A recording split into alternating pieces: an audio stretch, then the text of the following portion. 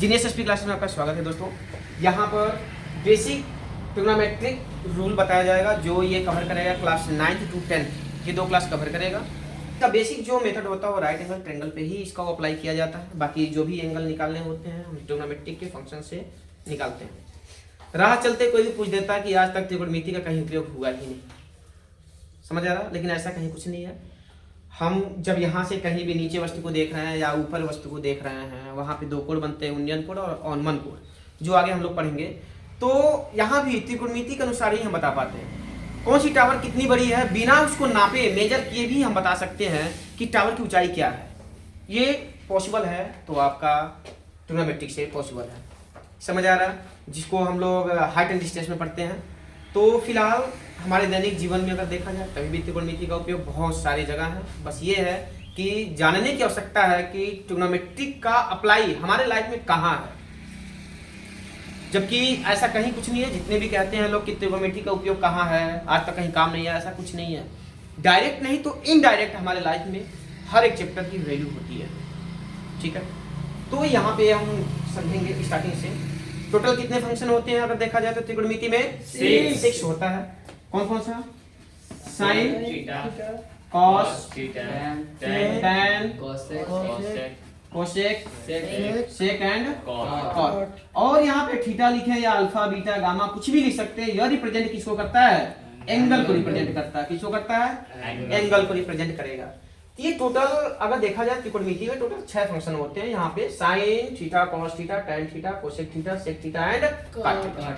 सबसे पहले हम समझेंगे यहाँ पे ट्रायंगल के मीडियम से समझेंगे कि कौन सा फॉर्मूला अप्लाई किया जाता है हाइपोटेन्यूज का, बेस का, परपेंडिकुलर जो लाइन होती है उसके अकॉर्डिंग।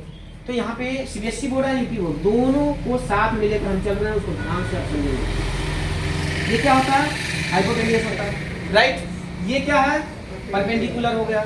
ये क्या है? बेस, जिसको हम इसको कहते हैं कर्ण कहेंगे। और ये क्या है? लंब है। और ये क्या है? आधार है। बट यहाँ पर एक कंडीशन ध्यान से आपको समझना पड़ेगा। यदि यहाँ पर एंगल है तभी जाके यह परपेंडिकुलर होगा, ये बेस होगा। Got it? बट यदि ये जो एंगल है, यदि हम थीटा इसको रिप्रेजेंट कर रहे हैं, यदि यह एंगल है तब ये P होगा, यह B होगा। बट यदि एंगल यहां से बात की जाए तो ये दोनों रिप्लेस हो जाते हैं, चेंज हो जाते हैं। तो अभी ये P जो है ना, ये कहलाएगा परपेंडिकुलर लाइन, और ये जो है ये क्या कहलाएगा? ये बेस लाइन हो जाएगा। Any doubt? तो क्यों ऐसे होता है, ध्यान समझे। एक सीधा सा ट्रिक ये समझ लेना कि जिस एंगल से हम देख रहे हैं, ये तो 90 डिग्री है, राइट एंगल ट्रायंगल है, तो 90 के सामने वाला हमेशा जो साइड होता है वो हाइपोटेन्यूज होता है, जो कि हम कहते हैं कर्ण कहते हैं। और बाकी जो 2 साइड है, एक तो परपेंडिकुलर होगा, एक बेस होगा, राइट।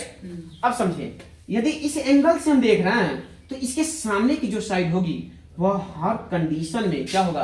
परपेंडिकुलर ही होता है राइट एंगल ट्रायंगल में, ओके।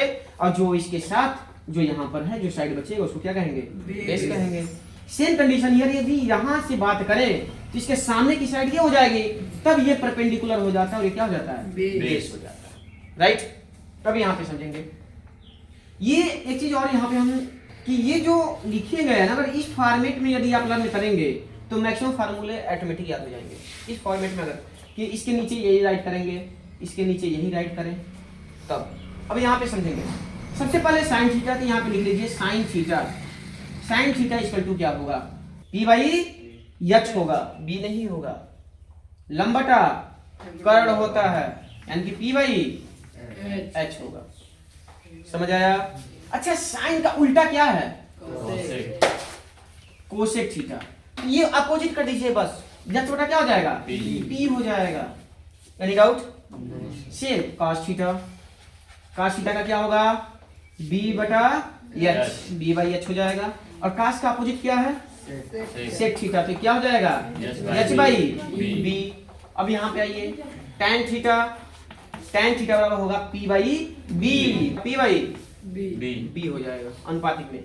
इसके बाद इसका अपोजिट क्या है?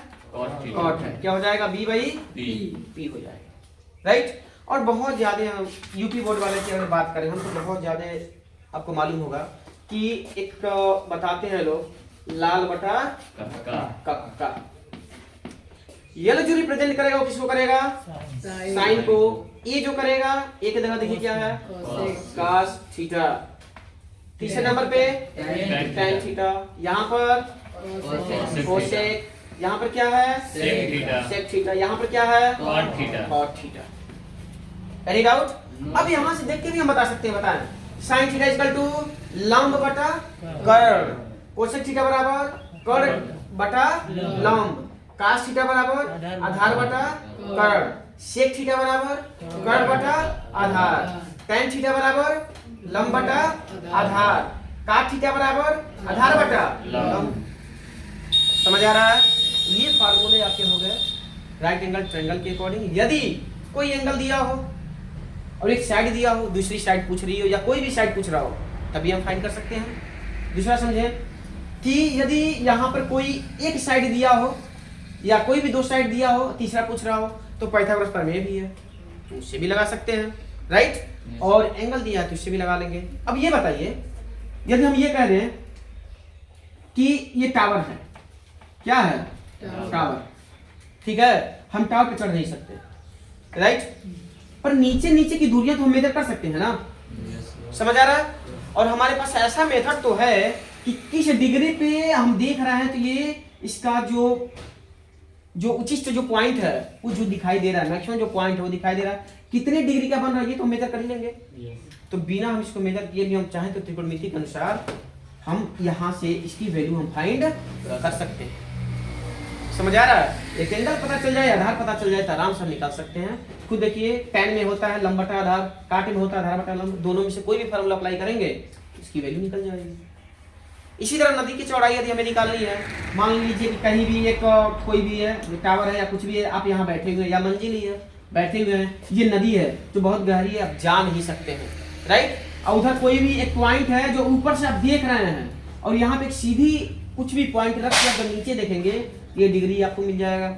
इसी को बोला जाता है अवनमन कोण। जब ये डिग्री मिल गया और ये ऊंचाई, तो आपको पता ही रहेगी नदी की चौड़ाई जो भी रहेगी आप क्या कर सकते हैं। समझ आ रहा है?